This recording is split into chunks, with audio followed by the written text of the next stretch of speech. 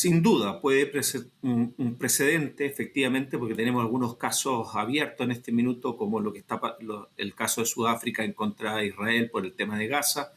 y efectivamente no se había activado el sistema internacional a través de la Corte Internacional de Justicia, por cierto, adoptando la Convención contra el Genocidio del año 48. Efectivamente, esto va a ser de bastante interés lo que está desarrollándose en este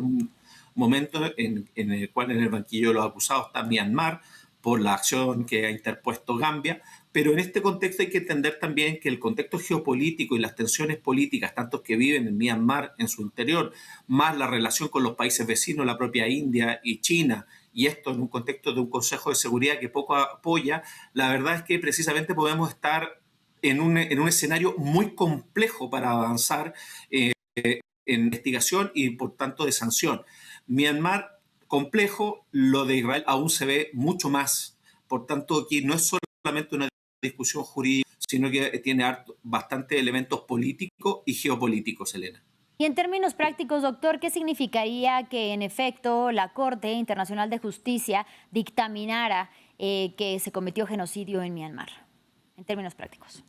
Bueno, efectivamente la comunidad internacional tendría, porque no tiene un órgano persecutor, la Corte Internacional de Justicia necesita que los estados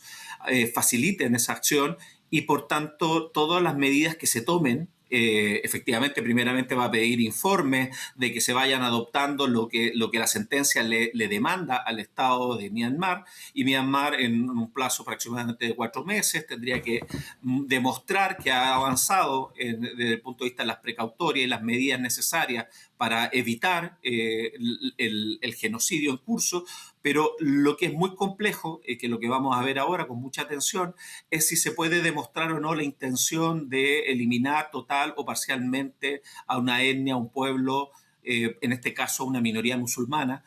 Por tanto, eso es extremadamente complejo. Aquí la Corte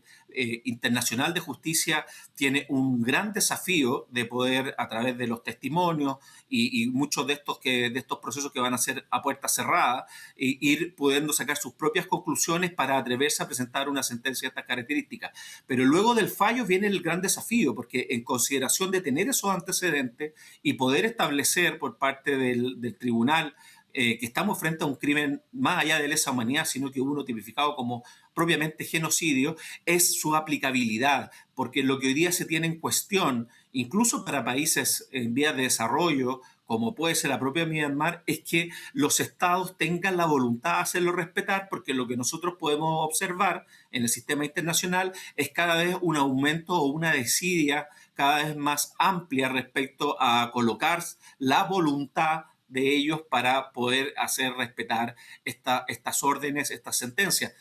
Podemos ver cómo el propio ministro Netanyahu, que también tiene órdenes preliminares de la misma Corte Internacional de Justicia, por también un presunto apertura de investigación por temas también de genocidio, Sí. efectivamente puede transitar por los países aliados y llegar a Estados Unidos de manera frecuente, por tanto, incumpliendo voluntariamente los estados las propias resoluciones, en este caso de orden de arresto del primer ministro, perdón, de Netanyahu. Sí. Entonces, en ese contexto hoy día pareciera que el sistema se encuentra en contra de la voluntad de muchos estados donde han primado las tesis soberanistas, donde efectivamente parece que el derecho internacional en sus aspectos más relevantes, como pueden ser sus órganos jurisdiccionales, en este caso la Corte Internacional de Justicia, y no olvidarnos que la Corte Penal Internacional también tiene abierto casos por el tema de Myanmar y de lo que está pasando con las minorías musulmanas allí, y por tanto el devenir de todo este sistema que costó tanto en su conformación desde la Segunda Guerra Mundial hasta ahora, después con la propia Corte Penal Internacional, pareciera que hoy día estamos precisamente en un proceso de retroceso, si quiere, o si quiere, Elena, plantearlo como un retorno a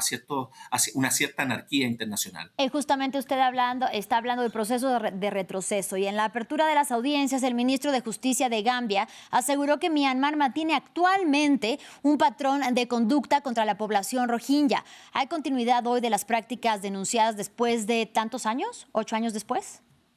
Sí, yo en algún momento hice ver que hay que tener en consideración la realidad política. Estamos en un proceso de un golpe de Estado que se inicia ahí, hace 5 años y que hasta ahora no ha terminado. Por tanto, la voluntad del ejército y con sus disputas internas que hemos visto, efectivamente no parecieran haberse minimizado o que no estén provocando una gran cantidad de denuncias que se han denunciado por distintas organizaciones no gubernamentales, pero también por el sistema de Naciones Unidas respecto a violaciones, respecto a tratos inhumanos, desplazamientos. Estamos hablando más de 1 millón de personas estarían asentadas hoy día o viviendo desplazados en Bangladesh. Entonces, esa situación de deshumanización permanente de esta minoría musulmana, entre otros conflictos abiertos que están en la propia Myanmar, podemos señalar que es el escenario especialmente complejo entre una dictadura, proceso de transición, a restaurar una suerte de democracia. Bien, en un contexto en que el ejército sigue aprovechando el momento para hacer probablemente una limpieza étnica sobre su territorio de esta minoría musulmana.